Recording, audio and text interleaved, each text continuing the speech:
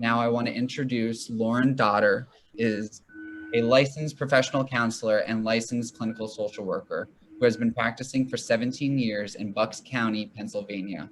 Her professional training includes a doctorate in social work from Rutgers, the State University of New Jersey, a master's degree in counseling and clinical health psychology from Philadelphia College of Osteopathic Medicine, as well as a master's degree in social work from the University of Pennsylvania.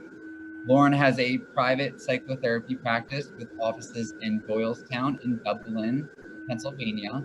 In addition to her private practice, she does outreach and clinical work for cancer support community of Greater Philadelphia. Her clinical practice incorporates her specialties in cognitive behavioral therapy, health psychology, mindfulness training, play therapy, and creative arts. And now I give it up to you, Lauren. Okay, thank you. All right, so let's see if I can do this right.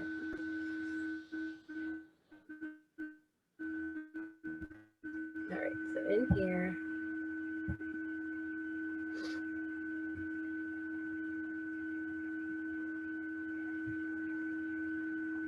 sorry, I'm just looking for the share my screen thing here.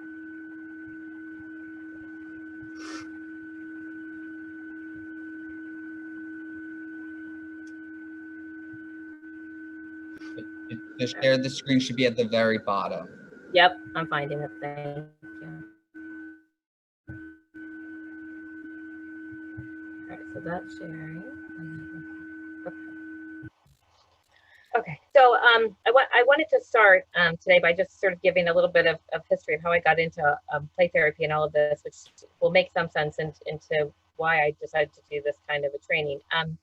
Is that many years ago, almost 20 now, that I did my internship.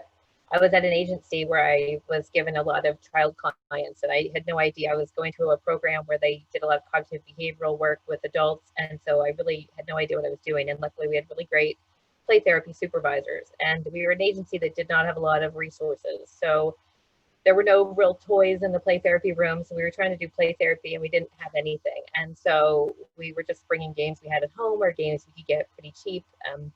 There are certainly a lot of therapy board games, but therapy board games can be kind of expensive, and a lot of them are pretty one directional, that they're just one, certain kind of thing that you're working on and don't give you as many different options. So over the years of doing this, I've learned to adapt a lot of the different, just everyday board games that you use. And I find that kids really like them more. I have the therapy board games, some of them in my office, and kids, I would say, pretty rarely choose them. They like games that they're used to. They like games that they're used to playing. And so that's a lot of why I wanted to do this, was to give people some very clear skills and ideas of how to use things and how to take that forward, because it's stuff that I've learned over many years.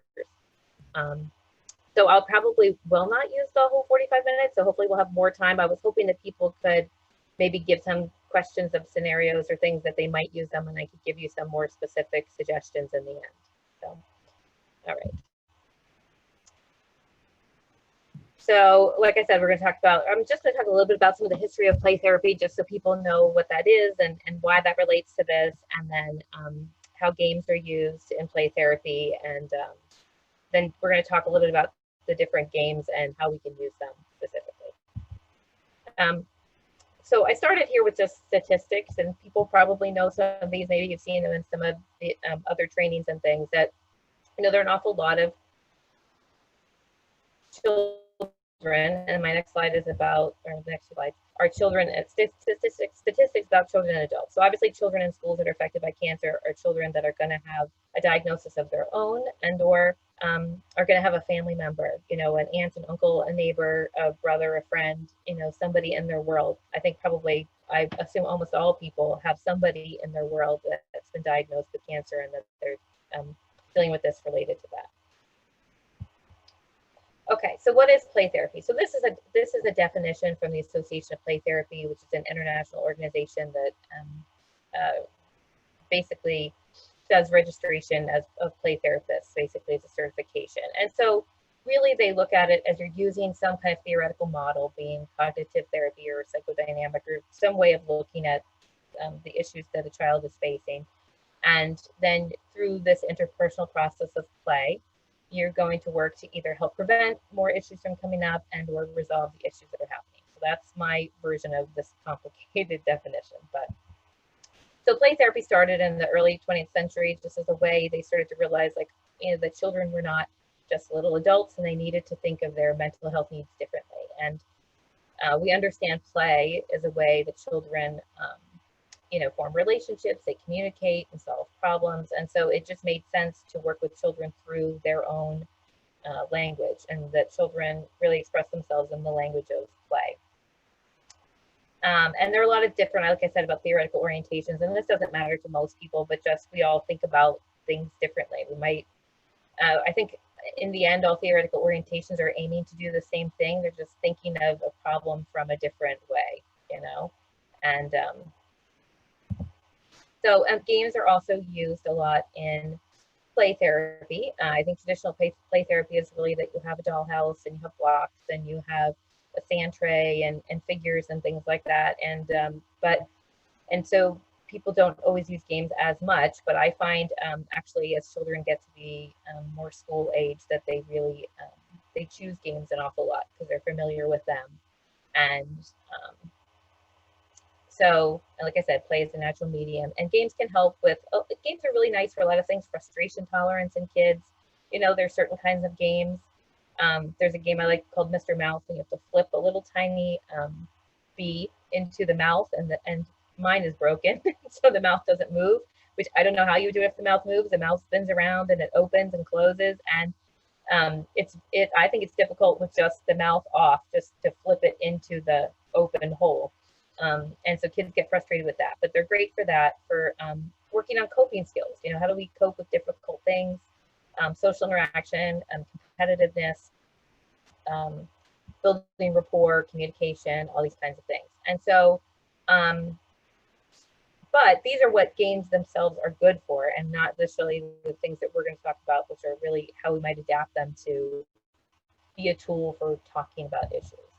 And this is a little bit more about the therapeutic power of games and building self-control. And there's been a lot of research on these, so I just kind of included some research on how games have been used in therapeutic ways. And so number 5 is particularly sort of aimed at what we're talking about today, that you can modify an existing game and or create your own game. There are actually, you can buy an empty board game and make your own. I've used existing board games and put stickers over top and made the game my own.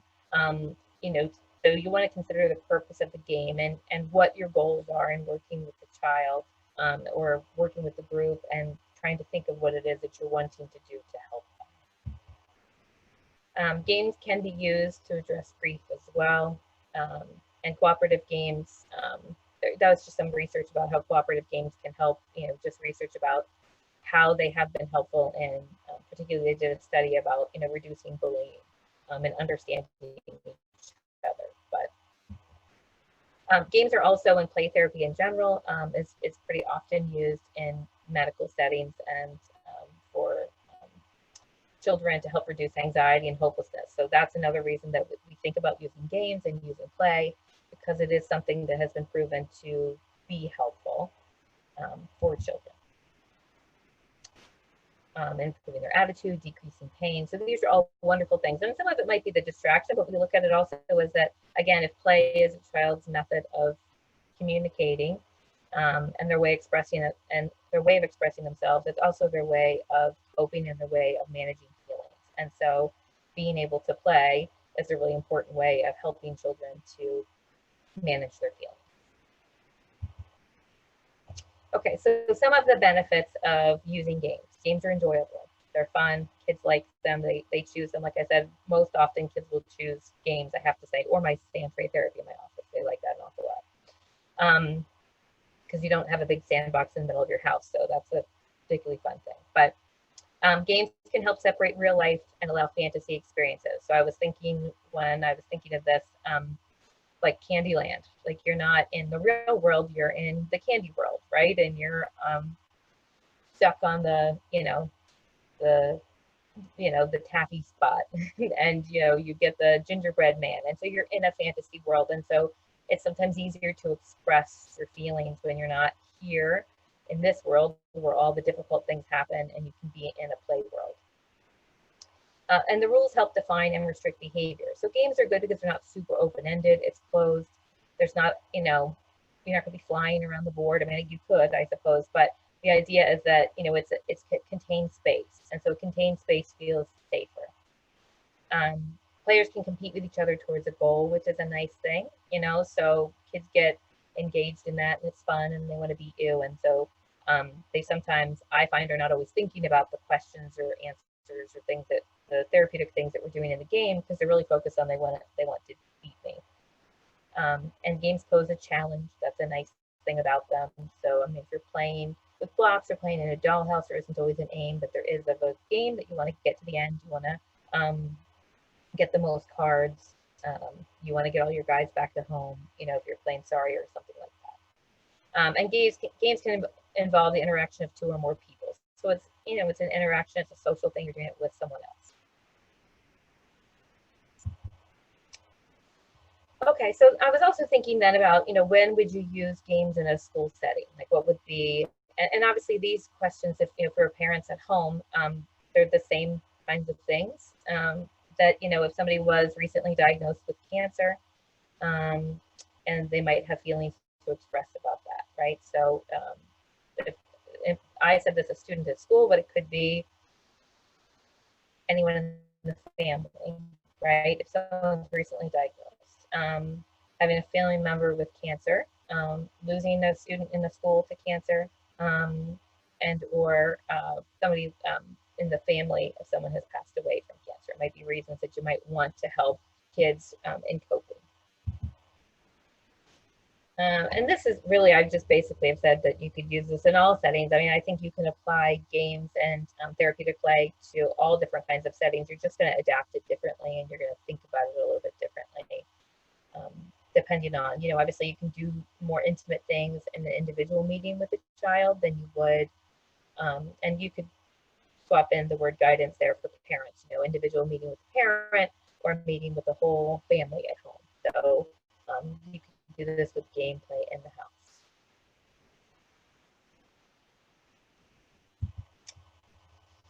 Okay, so this one, so determining the goals for therapeutic game use. So, and again, you know, when people are using games at home and they want to, you know, use them as a way, you can use play therapy techniques to be helpful to children at home. You can use play therapy techniques to be helpful in the school. You can use play therapy techniques to help kids when they have a guidance meeting.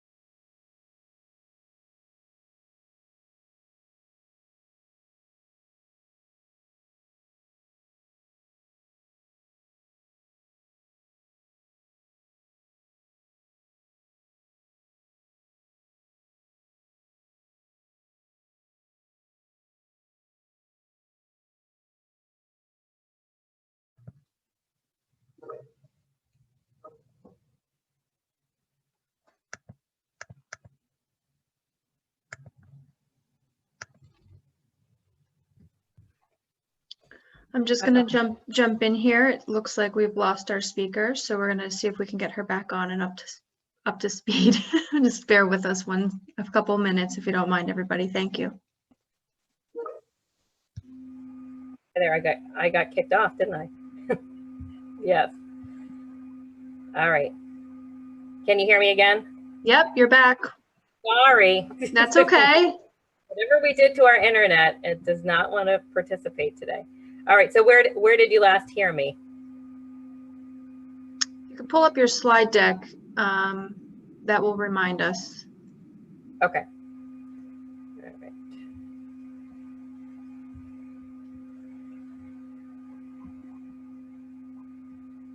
Okay. I'm just going to click through again.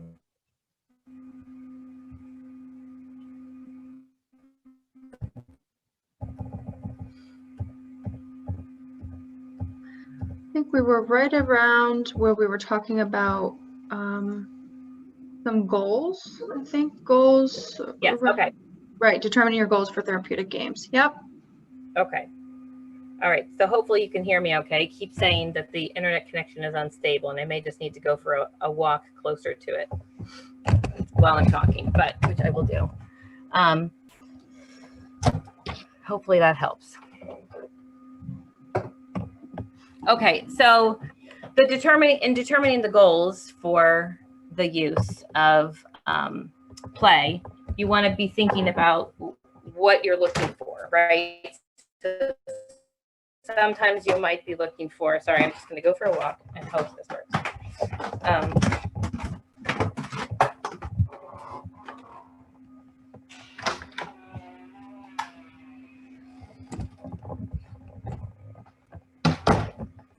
Give me just 1 second. I just want to.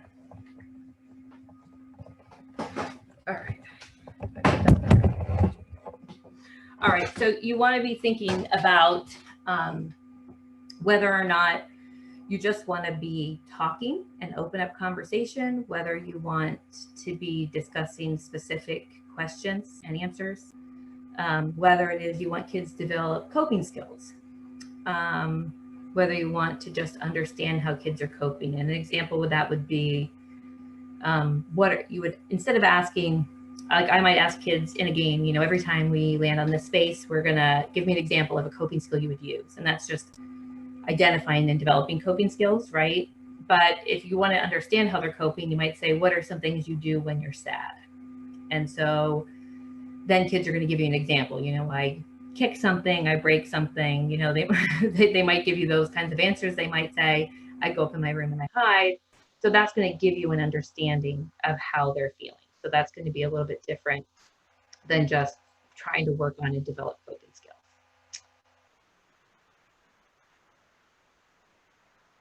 And then the last one there is to increase understanding of the situation and emotion. So that's again going to be, we're going to be asking more specific targeted questions like, you know, how did you feel the other day? How did you feel when that happened?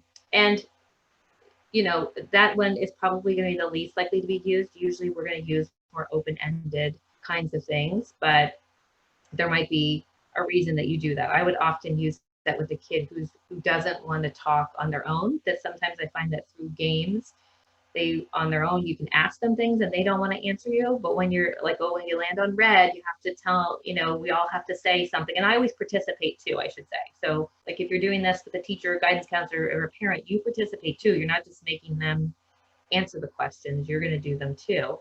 And so if you are going to be sharing something and you might ask a specific question when we land on red, we're going to say something about the situation that really we don't like. And so you might say, I don't really know who's going to take me to school now if I lost a parent or something, you know? And so I might say, I don't know, you know, who I'm going to get to help me because I don't have my husband anymore to help me, you know? And so everyone's going to say what they're feeling, but sometimes it's because kids won't answer those questions in any other way, but they'll answer them, I find, through a game because it's fun and they're not really thinking about anything else.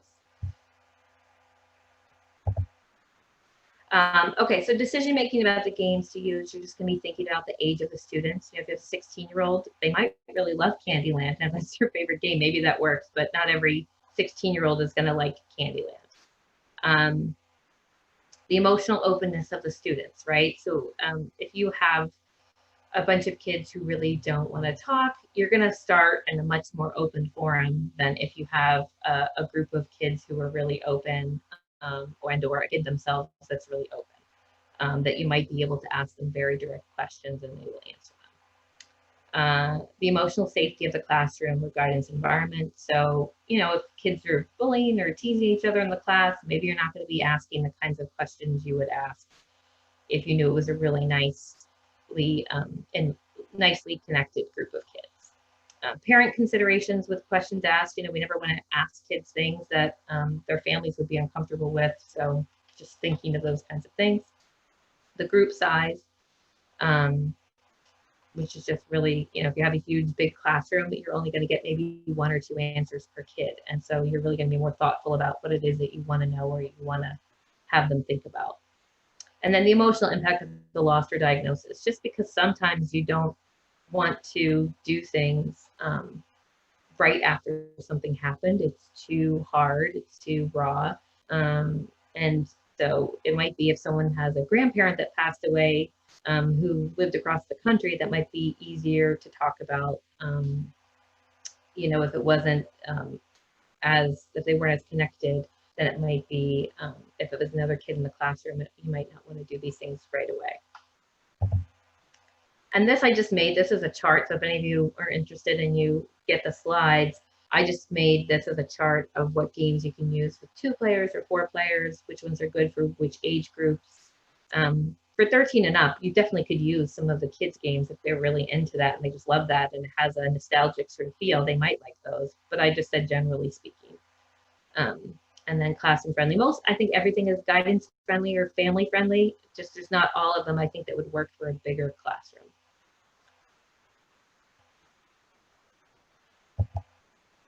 Okay, and so these are all the games that I list. It's not that it's not an exhaustive list. These are just the games that mostly I use. So I kind of give examples of things that I use and I'm used to trying using. Okay, so now I'm going to go through each of the games and then just talk about some different ways that you can use them, different ways I've used them. I might think of some examples along the way of ways. So checkers, I will say kids like checkers because they love to beat you at checkers. And so it is one that they pick an awful lot. I will say I usually ask kids, and this is a little bit separate from this training, but I will usually say, do you want me to play for real? Like for real? So that you're getting better, or do you want me to just, play? And usually they'll say they want me to play for real so that they get better at the game. So because you're not trying, and that's something you have to think about, you're not trying to create frustration. So for a lot of the games like Sorry or Uno, it's just luck. It's not a skill. But checkers is a skill game, so you have to be a little bit more careful that you're not trying to create frustration. So, you want to maybe establish with them beforehand if they really want you to play for real and if they're going to be okay if they don't win, or if, you're going to maybe be a little bit, kinder in the way that you're playing. So, and one thing in therapy we always work on with kids is that when you're jumped, like, because kids will do anything in checkers not to have somebody jump them because it's just the end of the world. And I say, like, we can't move forward in the game if you don't get jumped. Like, I'm going to get jumped, you are. That's life. That's how this is going to be. Certainly that's a metaphor for something. But, we'll just basically, have to have that conversation sometimes first. Again, that's usually the littler ones. That don't like that, 6, 7 usually don't love that. But if you add something, that you do something, every time you jump somebody, you share a worry. It could be anything. I'll give examples here, but it could be when you jump another player, share a food that you love. If you just want to start opening up conversation, it doesn't have to be a feeling. You can start off with really easy things and just ways to use the game playfully. But if you think your child is worrying, that's a great place. And then you can share your worries. In the classroom, the teacher can share their worries and the students can share their worries. In the time of COVID, there's lots of worries to share. And you could use checkers in the classroom, by the way. You could just probably use it all across, the room, and you'd have different boards. But when you get a king, you give coping skills you can use. Or do use, right? Because you don't get too many kings. So, every time somebody gets one, you share something that you use. And again, I always participate in that. And it doesn't have to be coping skills. Again, that could be something else that you think would be important for them. And another way that I saw this used, I've not used it this way in particular, but you put different color stickers on top of the pieces. And so every time they move that piece, then that corresponds to either different questions. So you have decks, a yellow deck, a red deck, a pink deck kind of thing. And or they correspond to a feeling, meaning red would be anger. So when you move that piece, you share an angry feeling. When you move the yellow piece, you share a happy feeling. When you move the pink piece, you share a feeling of love or caring towards somebody. Okay, so Uno, and a lot of these are very, and again, this is really just so you have very specific ideas of how to use these. So for Uno, if everybody knows what Uno is, you have cards that they're different colors and they're different numbers. And so you have to match them. And so you choose 2 numbers at the beginning. And I usually ask kids to do it. And I think that really works because then they participated in doing these. So I'm like, pick 2 numbers and they'll pick whatever, 2 and 4. And every time you put down a 2 or a 4, you have to say a certain kind of thing. And that depends on what your goals are, again, for the conversation.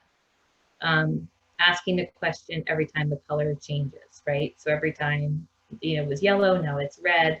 I get to ask them a question or they get to ask me a question. For the color change or numbers, give ways to handle feelings better. So that's just another example, right, of coping skills. Is, that you could handle, coping, you could talk about coping skills when you change the colors instead of asking a question. When you pick up a card, share something that bothers you, right? So in Uno, if you don't have anything to put down, you have to pick up cards. Every time you pick up, you share something that bothers you. And it usually bothers you to pick up cards, so it's not a bad tie-in. I usually just tell them that you can't use the same thing over and over again. So they can't tell me, I'm annoyed when you put down a card, or I'm annoyed when whatever. Like at some point, it has to be in the outside world. And each color and number corresponds to a question or feeling. So I would tell you that, you don't, like, the benefit of it being a 2 and a 4 is that they don't come up all the time. It is kind of annoying to have to say something every single question that comes up. You can do it that way, if you have someone that's open to doing it, which is why I offer that. But kids don't, they like it to be like every other one. And I will say sometimes I take a break and I say, okay, so for the next couple minutes, we're going to play without any new rules, and then we'll add them back in at the end. So you can take a break. Like, you don't have to just play the whole thing there, with the questions, because it makes it long. It really does. And Uno can be either really short or really long as a game anyway. So it just makes it a whole lot longer if you really stall it. So I'll tell them, like, okay, we're going to play for the rest of the game. We're done with that. We'll play for the rest of the time, just the regular way. And they like that usually. Sorry, again, you're choosing 2 numbers, kind of just like Uno. That's not that different as a suggestion of a way to use it. When you go back to start, you have to share something that worries you. That's very annoying if you've ever played sorry, every time you have to go back to the beginning.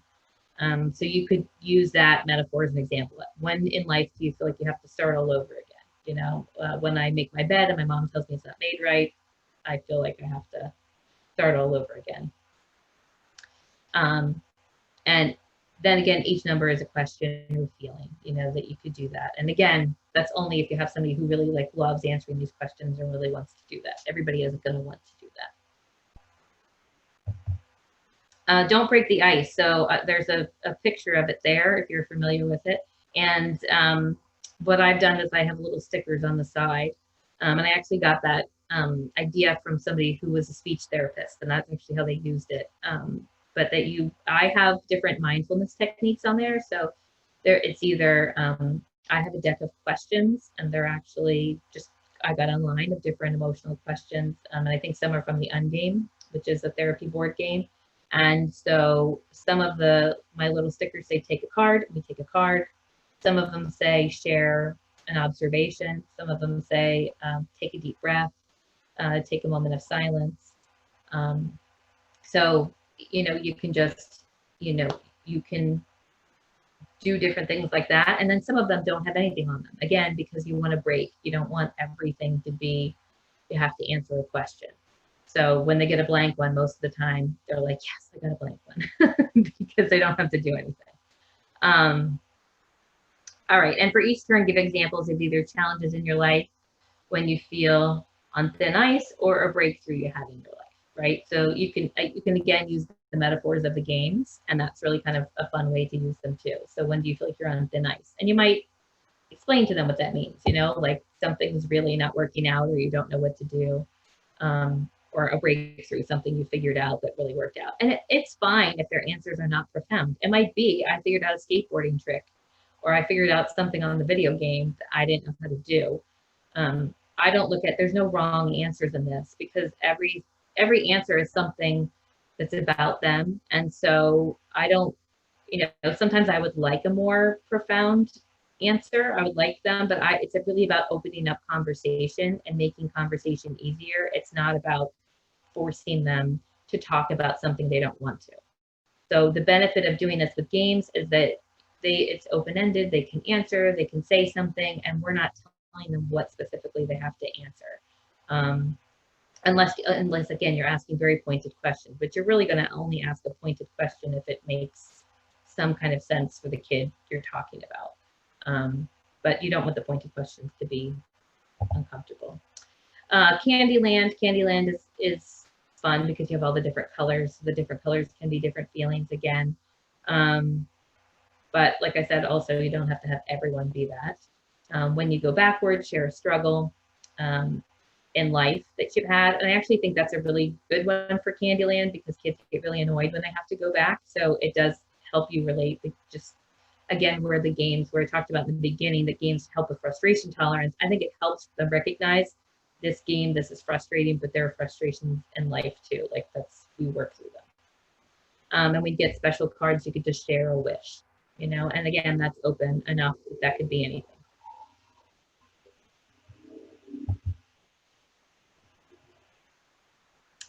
So Kerplunk, this is this one where it takes more time to set up than it does to play the game, but kids like this for some reason. Whenever they pick it, I'm like, oh, it takes forever because it takes forever to set it up, but they love it. So the one thing I would just tell you, and this is just from my perspective, make them help you set it up, because if you have to set it up yourself every time, you're really not going to enjoy playing this in any way, shape, or form. But when the marbles don't fall, you could share triumphs or strengths because you don't want them to fall. And when they do fall, you could share weaknesses, challenges, barriers in life. And again, these are very open-ended. So you're really not necessarily going to be eliciting very specific things. But I find when they're really open-ended, kids will tell you what it is that they're okay with you knowing at that time. And that's the most important thing. Okay, chutes and ladders. Many years ago with a little boy I was working with, he was a kid, he was really fixated on the rules.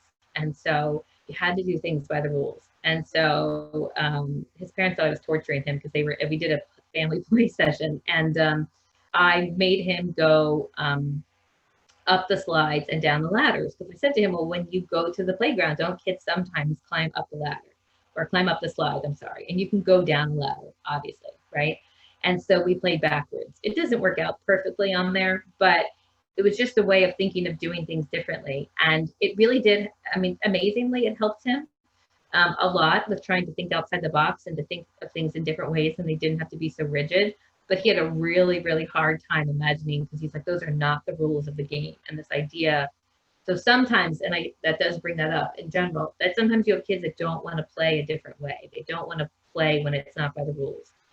Obviously, if you have a kid that really is fixated on that, then it's probably not the thing to use with them. That kid was able to work through it. He really didn't like it, but he did it, and then he got it, and he had fun with it, and he could see the benefit of it. And actually, there are some places on chutes and ladders where it worked out, and my benefit is there are some places where it's really nice if you don't have to play the exact way and go down the slide instead of go up it, because it actually gives you a good advantage in some places. So sometimes it worked out.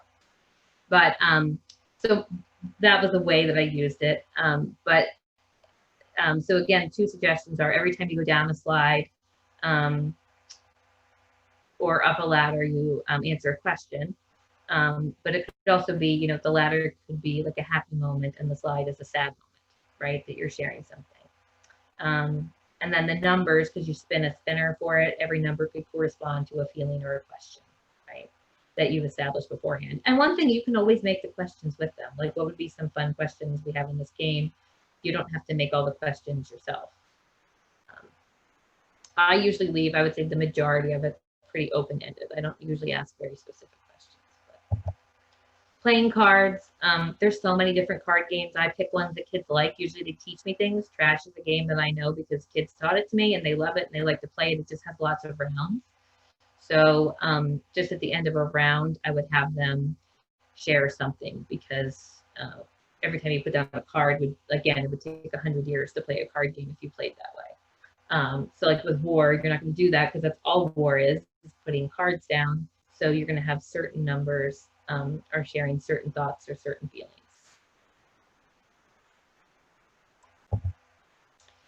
Jenga is another one, like don't break the ice. You can do that fun sticker thing on the side of them. That's a nice thing to use.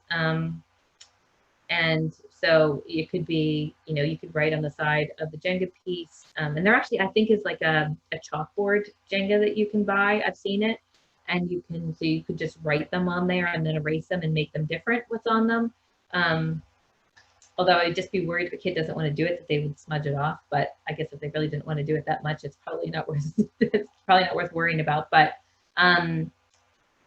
so that you can put stickers that they have to do a certain thing, take a deep breath. You know, again, it could be practicing coping skills or mindfulness skills, or it could be answering a question or share a feeling. And don't make all of them have a sticker on them, just some of them. And so these are just some suggestions I had about, you know, if you're a middle piece, share something you feel in the middle of or trapped, right? Because again, it's the metaphor that the game gives you. If you pick a side piece, feeling on edge, or time you were brave, because if you know, if you take one of those edge pieces, it is braver because it's much more unstable. And then I already talked about the stickers on them. And then chess. Chess is one I don't do super often because I really don't know chess very well. Chess is a game I would play with a kid that really likes chess and is good at chess. And then I usually ask them the rules 500 times because I don't remember, but they don't really mind telling me that. So, but again, it's just a game I play with. I have it around because there's some kids that really love it and they're good at it. I'm awful. And so it works out fine because they beat me always. And so, but you can have different questions or feelings associated with the different pieces. So when you move the queen, there are certain questions. When you move the king, when you move the pawn, that kind of thing. When you take an opponent's piece, you could share something. That those are some ways to do that. Scrabble. So Scrabble, you need an awful lot of letters, and I think you can buy extra letters to do this, or you could really just make your own, because I mean, it doesn't actually have to be a little piece of wood. You could just, you know, cut out paper, you know, with all the letters and photocopy it, and then have little papers that are the Scrabble letters. And the idea is that you would just come up with words that share something about their experience, right? So that would be, you know, so they need to have a lot of letters. You know, each kid's, you're not going to give them just a 7, you probably give them 20. And the idea would be to figure out coming up with a word that tells something about their experience of whatever it is that you're wanting to talk about.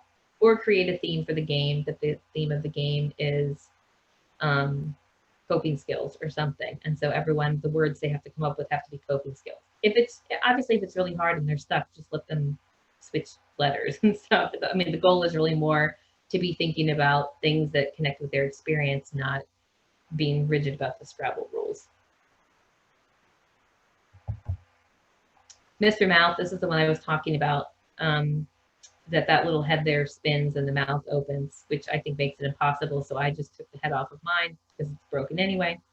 But when you get a fly in its mouth, share a triumph and a disappointment when you miss.